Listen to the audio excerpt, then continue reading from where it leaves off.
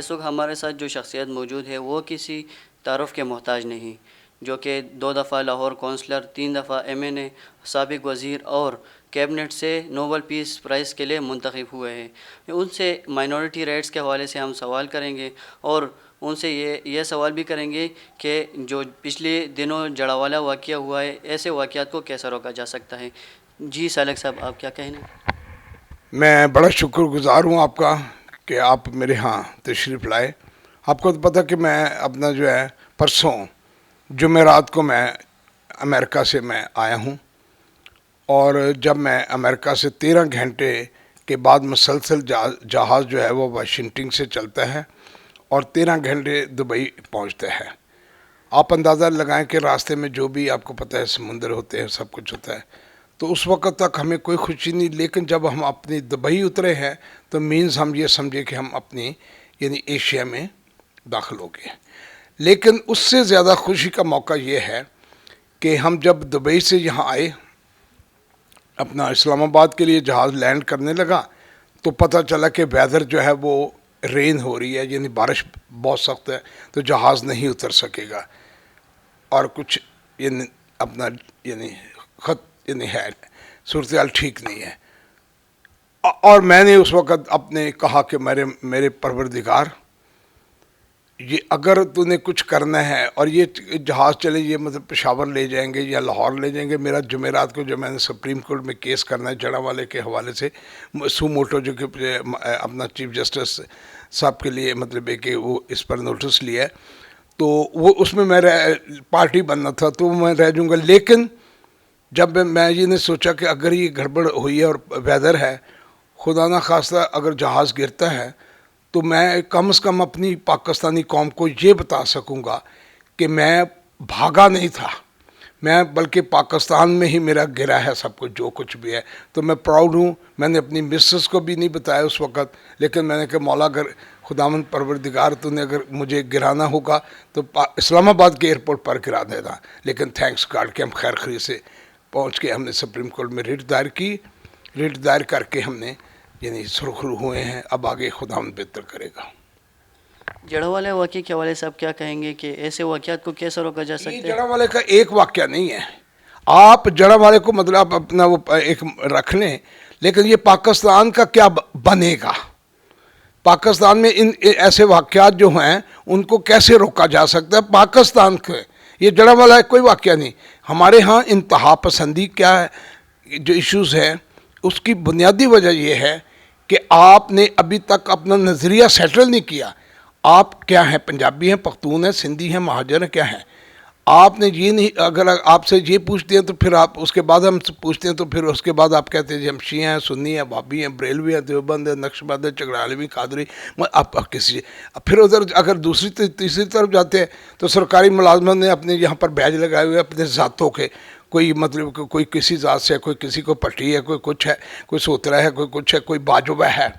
تو سرکاری لوگ جو ہے انہوں نے ذاتیں پرموٹ کی ہے۔ دنیا میں یہ ذاتیں پاتے اور یہ سارے کوئی چیز نہیں ہے۔ جن لوگوں نے ترقی کی ہے وہ نیشن کی بنیاد پر، پوری دنیا میں کوئی ملک بھی ایسا نہیں جو نیشن کے بغیر ہے۔ امریکہ، کینیڈا، آسٹریلیا، عرب، سعودیہ، بحرین، اگر بحرینی ہے بحرینی ہے، قطری ہے، مسقطی ہے مسقطی ہے، لیکن اگر وہ عربی جو ہے وہ چاہے وہاں پر وہ پیدا ہندو ہے یا کرسچن ہے، جو بھی عرب میں پیدا ہے تو وہ عربی ہیں۔ امریکن جو ہے چاہے وہ ہندو ہیں، چاہے سکھ ہے، کرسچن ہے، مسلمان، وہ امریکنز ہیں۔ فلسطین جو ہے اس کو آپ نے ایسی جنگ بنا دی ہے کہ شاید وہ کرسچن مسلم فساد ہے، نہیں، وہ جارج حباش جو ہے وہ آزادی کی اپنا جنگ لڑ رہا تھا۔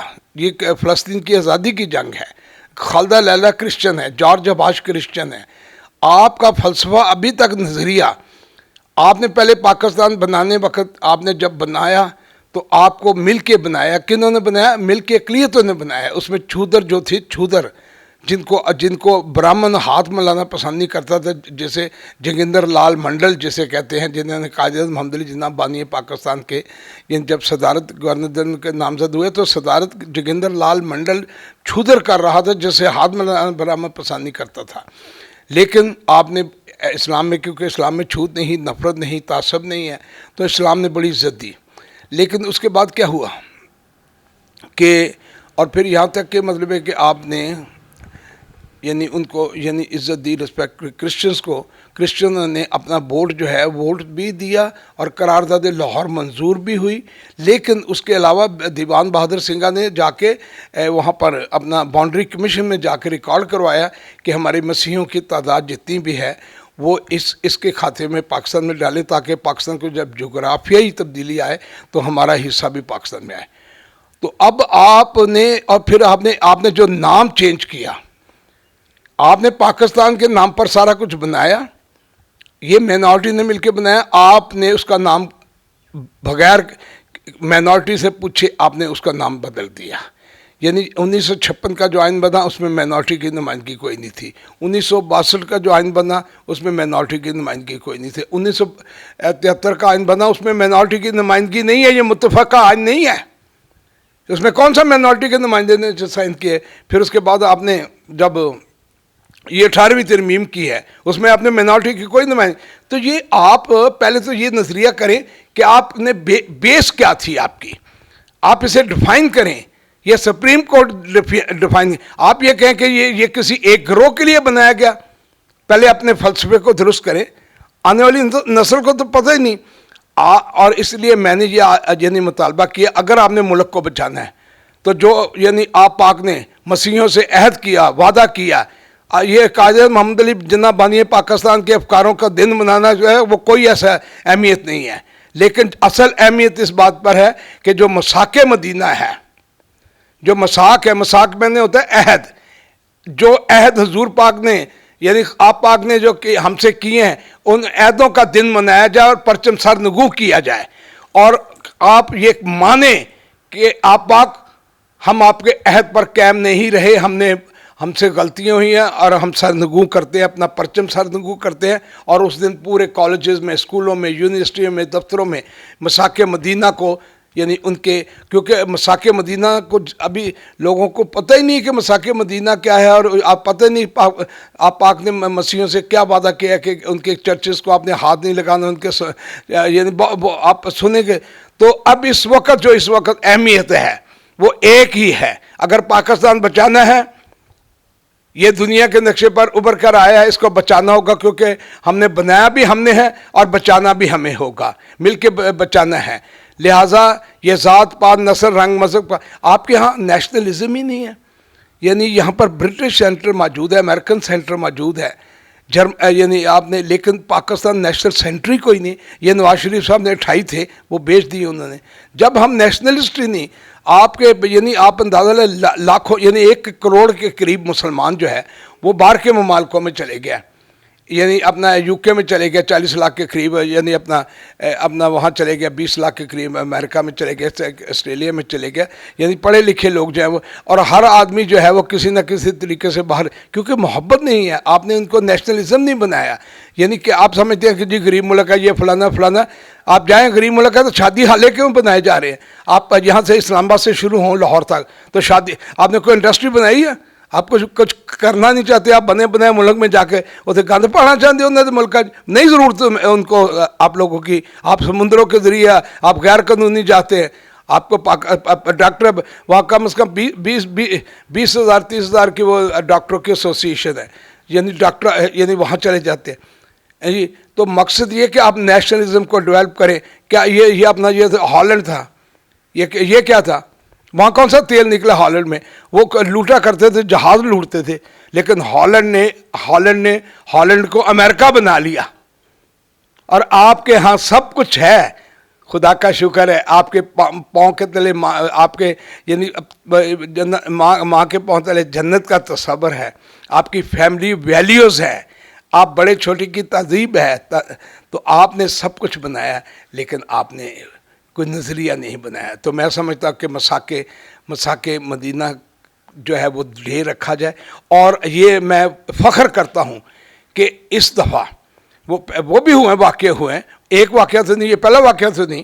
یعنی کیا جوزف کالونی کا واقعہ نہیں ہے؟ کیا وہ اپنا شانتی نگر کا واقعہ نہیں ہے؟ کیا گوجرے کا واقعہ نہیں ہے؟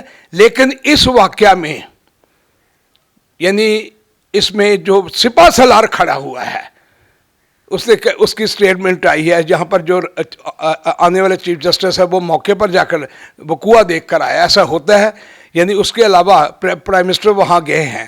تو میں سمجھتا ہوں کہ یہ اب جو کچھ یہ فیصلہ کن ہم مرحلے میں ہیں. مجھے امید ہے میں اسی لیے امریکہ سے آئے, یعنی میں وزٹ پر گیا ہوا تھا, میں شارٹ کر کے اس کو وزٹ کو تو میں آ کے تو آپ کو تو پتہ ہے میں یہیں پر رہتا ہوں, میں یہیں کا ہوں, تو یہی جن ہے. اور یہ بھی آج میں آپ کے پہلی دفعہ انکشاف کرنے لگا کہ جے سالک پاکستان میں کیپٹل میں ہی دفن ہوا گا.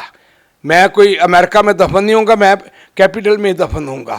اور یہاں پر جو ہمارے قبرستان شارٹ ہو گیا تو میں ابھی مطلب ہے کہ سی ڈی ایس چیئرمین پر نیا کون آیا, میں اس سے مل کے اپنا قبرستان جو ہے نیا لے کے تو ہم اس میں اپنا جو پلاٹ ہے نا قبرستان کا یعنی قبر کا وہ لوں گا, اور اپنی قبر کے اوپر میں جو ہے اس کے اوپر جو ہے وہ فاختہ بناؤں گا, کیونکہ ہم امن چاہنے والے. میں پاکستان میں نوبل پیس پرائز کے لیے آفیشلی نامینیٹ ہوں, اور 24 کروڑ لوگوں میں اکیلا پارلیمنٹ کی طرف سے نامینیٹ ہوں نوبل پیس پرائز. اور پھر میں پاکستان میں انڈیپینڈنٹ 47 سال سے 2 دفعہ لاہور سے کونسلر منتخب ہوا, اور 33,000 پولنگ اسٹیشنوں سے میں نے ساری پارٹیوں کو ہرایا. ہمارا الیکشن نہیں ہو رہا. آپ یہ جو الیکشن جو ہے 226 آرٹیکل کی وائلیشن ہے. اگر آپ نے پاکستان کی بقا کی جنگ لڑنی ہے تو یہ جو نمائندے ہمارے ہیں ان کو سلیکشن کی بجائے الیکشن کے ذریعے لایا جائے, اور صحیح طریقے سے جمہوریت کی جائے, اور ہم صحیح ریئل جمہوریت کی طرف آئیں گے تو پھر پاکستان کو بچائیں گے. پاکستان زندہ باد. جی, آپ نے سالک صاحب کی باتیں سنی. ان کا کہنا ہے کہ پاکستان کو نیشنلزم اور میثاقی مدینہ جیسے راستے پر گامزن کرنا ہوگا تو ہی پاکستان ترقی کرے گا, اور ایسے واقعات جو ہو رہے ہیں وہ نہیں ہوں گے. ہمیں دیجیے اجازت. اللہ حافظ.